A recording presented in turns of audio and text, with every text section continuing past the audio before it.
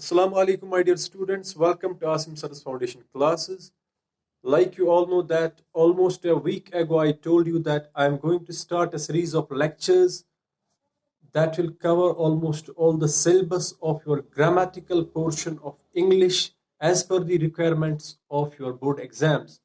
So this video is going to be the first video of that series, and in this video we are going to study very comprehensively and in a very broad manner all the rules related to articles. So in this video we are going to study articles, and let me tell you it from the very onset, from the very beginning, that this video is not going to be beneficial for the students for preparing for their board exams, but by extension all the students who are preparing for competitive exams, any competitive exam, they can also benefit from this video. So I highly recommend you to subscribe my channel and share these kinds of videos to as many contacts as possible, so that they can also get benefited from these videos.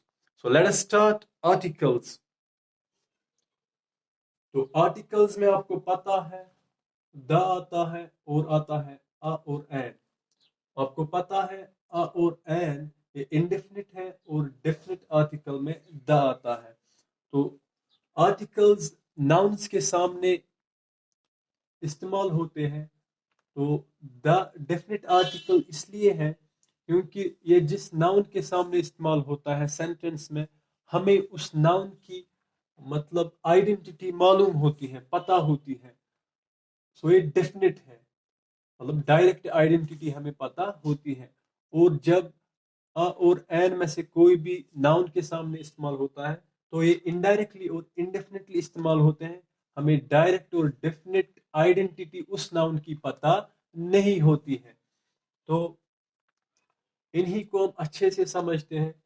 पहले हम पहले वाले portion में अ और N से related जो भी rules हैं उनको समझते हैं।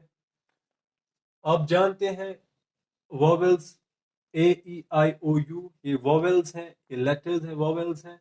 अगर हम वॉवेल साउंड्स की बात करें और कंसोनेंट साउंड्स की बात करें तो total number of vowel sounds in English there are 20 vowel sounds, and consonants की बात करें तो वो 21 है। हमें इस वक्त उन सारे साउंड्स को जानने की कोई ज़रूरत नहीं है।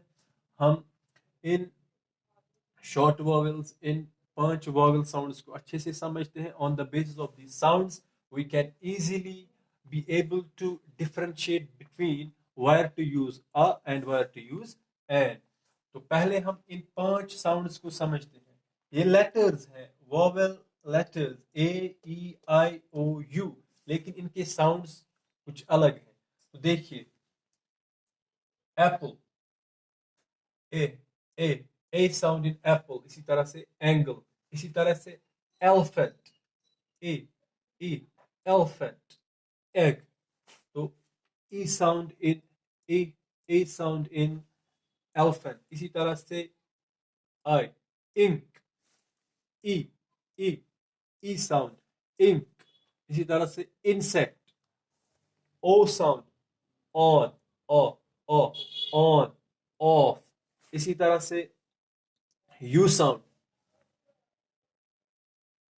यू का साउंड क्या होता है अप, अ अप, इसी तरह से अम्ब्रेला, अम्ब्रेला, आ साउंड। तो ये इनके साउंड्स हैं। मतलब कि यहां पर आपको समझना है यू लेटर है, साउंड इसका अ, अप है। इसी तरह से ए लेटर है, साउंड इसका अ, अ, ए साउंड नहीं है अ, यू साउंड नहीं है अ, अ, इसका साउंड है।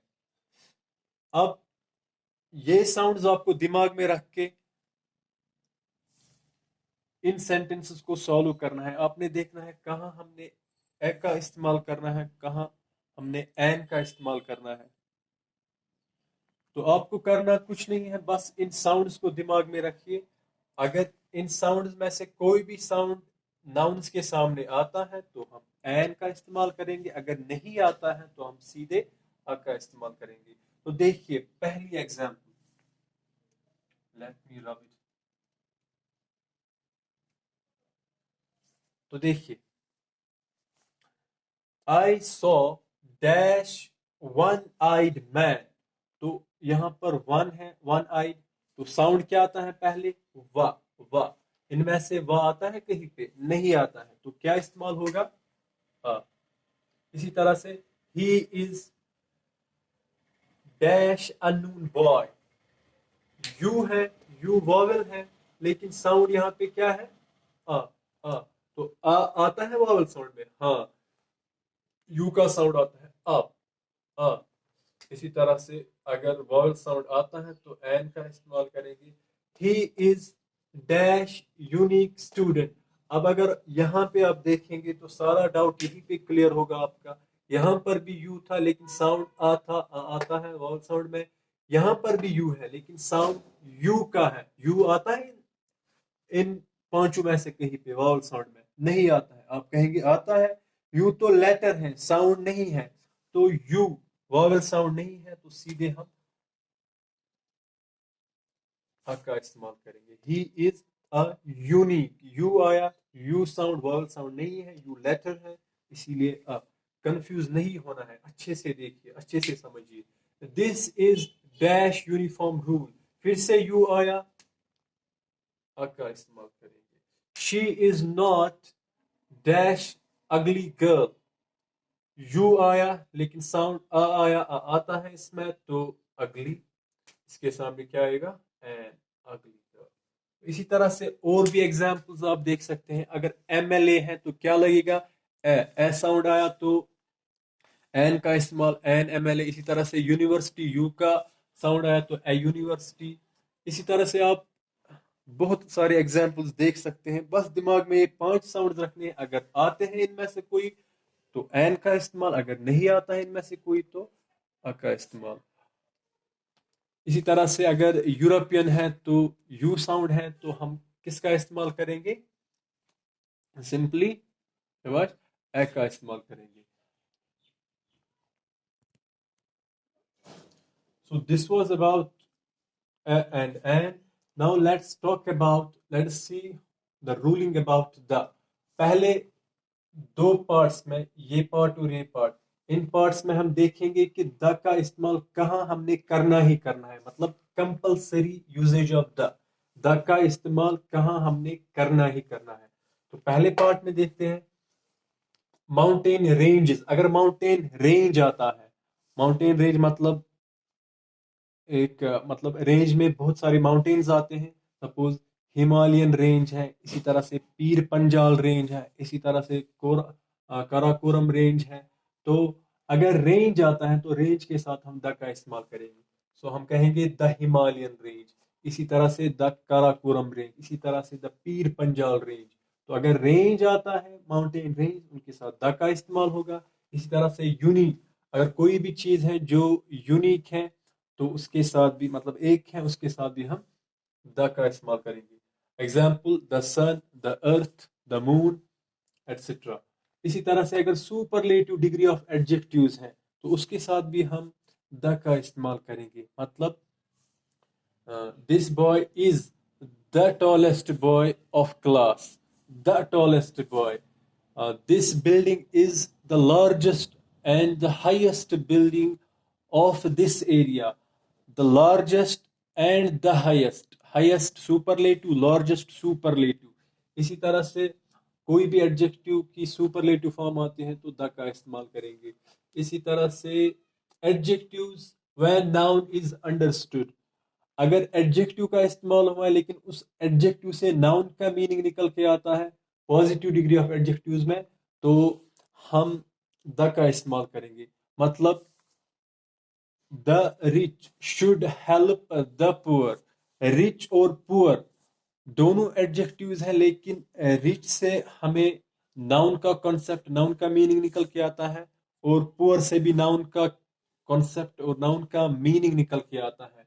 मतलब जब मैं कहता हूँ रिच, इसका मतलब, द रिच इसका मतलब होता है मतलब अमीर आदमी। इसी तरह से द पुअर गरीब आदमी। The rich should help the poor, तो रिच और poor positive degree of adjectives है, लेकिन मीनिंग क्या निकल के आता है नाउन का, तो हम द का इस्तेमाल करेंगे। इसी तरह से प्रॉपर एडजेक्टिव्स व्हेन पीपल और नेशन इज अंडरस्टूड, अगर हम प्रॉपर एडजेक्टिव्स की बात करें, लेकिन उस वक्त उन एडजेक्टिव्स से मीनिंग क्या निकल के आता है, या पीपल या नेशन, तो उस वक्त भी हम उन एडजेक्टिव्स से क्या द का इस्तेमाल करेंगे. एग्जाम्पल, द वाइट और यूजुअली सॉरी द इंग्लिश और यूजुअली वाइट.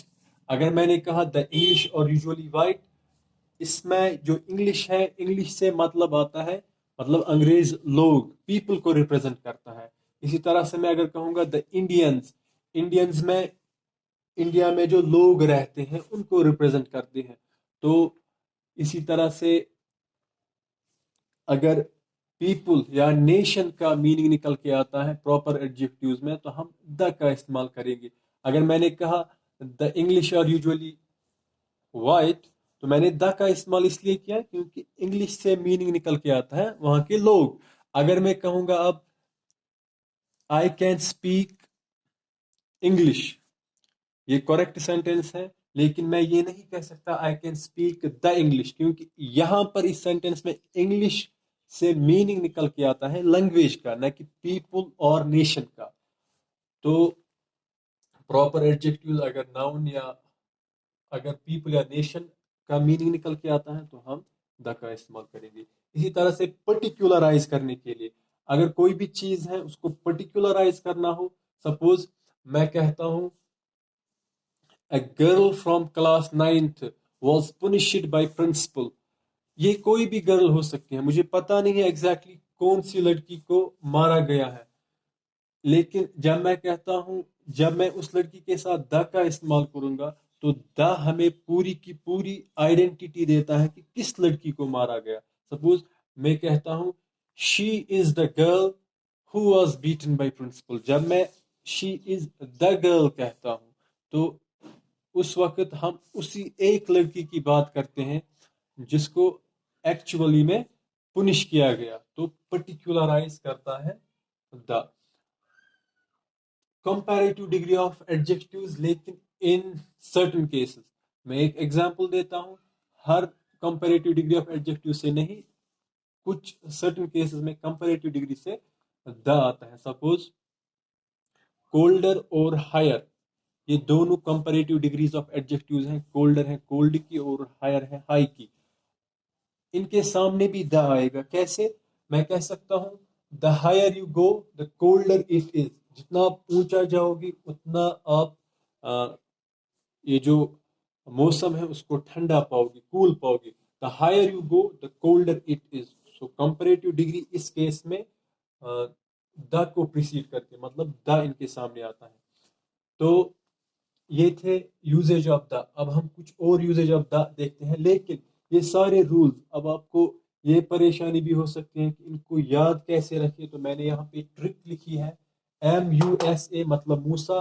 मूसा में जो 4 लेटर्स हैं, ये चारों लेटर्स अलग अलग एक एक को रिप्रेजेंट करते हैं. Musa please pick call. M stands for mountain ranges, U stands for unique, P इसी तरह से S stands for superlative degree of adjectives, A stands for adjectives when noun is understood, P stands for proper adjectives, इसी तरह से C stands for comparative degrees. इसी तरह से जो दूसरा P है, P stands for particularize. तो ये ट्रिक है मूसा प्लीज पिक कॉल. अब और भी कुछ यूजेस हैं जहां पर हमने द इस्तेमाल करना ही करना है. तो रिवर्स अगर है, तो रिवर्स के साथ भी हमको द का इस्तेमाल करना ही करना है. सपोज द गंगा, इसी तरह से द जमुना, इसी तरह से द जहलिम. अगर होली बुक्स हैं उनके साथ भी हमको द का इस्तेमाल करना है. सपोज कुरान, वी से the Holi Quran, the Holi Bible, the Veda, the Guru Granth Sahib. इसी तरह से जो भी होली बुक है उसके साथ हम द का इस्तेमाल. इसी तरह से अगर न्यूज़पेपर है, न्यूज़पेपर के साथ भी हम द का इस्तेमाल करेंगे. The Srinagar times, the Hindu, इसी तरह से द ग्रेटर कश्मीर, जो भी न्यूज़पेपर है उसके साथ द का इस्तेमाल करना है.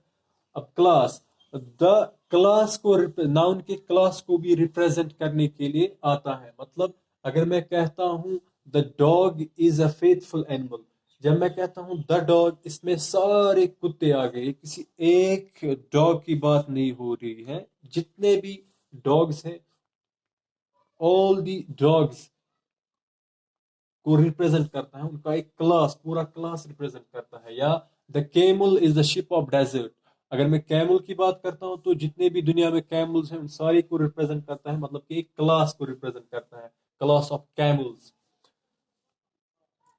तो ये चार भी हैं जिनके साथ हमने द का इस्तेमाल करना ही करना है। तो याद रखने के लिए एक ट्रिक है, robbers have know compassion.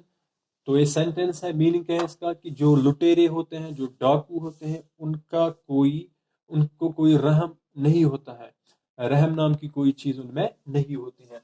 Robbers are rivers. इसी तरह से have H holy books, no an newspapers, compassion C class. तो ये थे कंपल्सरी यूजेज ऑफ द, जहां पर हमने द को इस्तेमाल करना ही करना है। अब हम देखेंगे जहां पर हमको द का इस्तेमाल नहीं करना है, ओमिशन, यानी कि द का रूल ओमिट होता है, द इस्तेमाल नहीं करना है।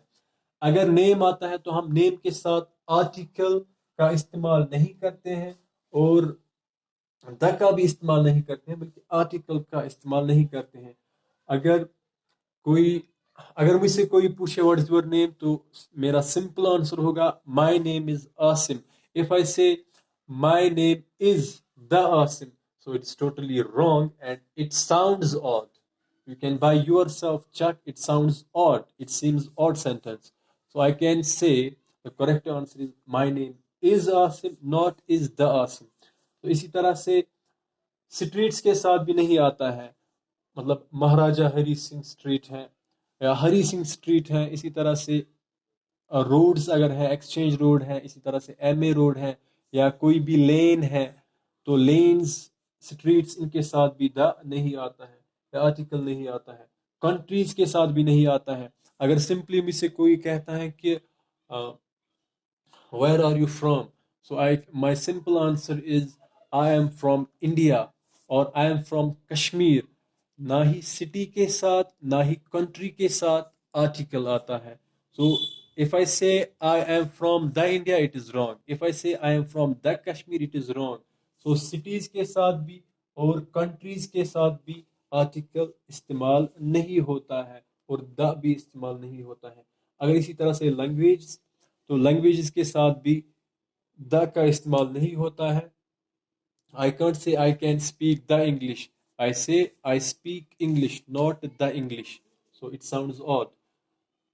तो इनको, ये थे ओमिशंस ऑफ द, जहां पर हमने द और आर्टिकल्स का इस्तेमाल नहीं करना होता है। तो इनको भी याद रखने के लिए एक ट्रिक है यहाँ पे, name some common learning causes, मतलब कि सीखने के लिए कुछ रीजंस दो, कुछ जरूरी रीजंस दो कि हम क्यों सीखते हैं। ये तो सेंटेंस का मीनिंग मैंने बोला, तो लेकिन अगर आप इस सेंटेंस को याद रखते हैं तो आपको ओमिशन याद रहेगी, मतलब आर्टिकल कहाँ इस्तेमाल नहीं करना है। N stands for names itself, name. Some stands for streets, common stands for countries, learning stands for language, and causes stands for cities. So this was all about articles, and I have almost tried to summarize all the rules that are related to articles. And I surely believe if you got this video very well, if you watch this video again and again, and if you understand this video comprehensively and thoroughly, I believe and I surely believe that you'll be able to solve any question related to articles, be it related to your board exams or be it related to your competitive exams. So, and on top of that, if you find my videos helpful, I want you to kindly share these videos to as many contacts as possible. This is the only favor I want from you. So thank you. Assalamu alaikum.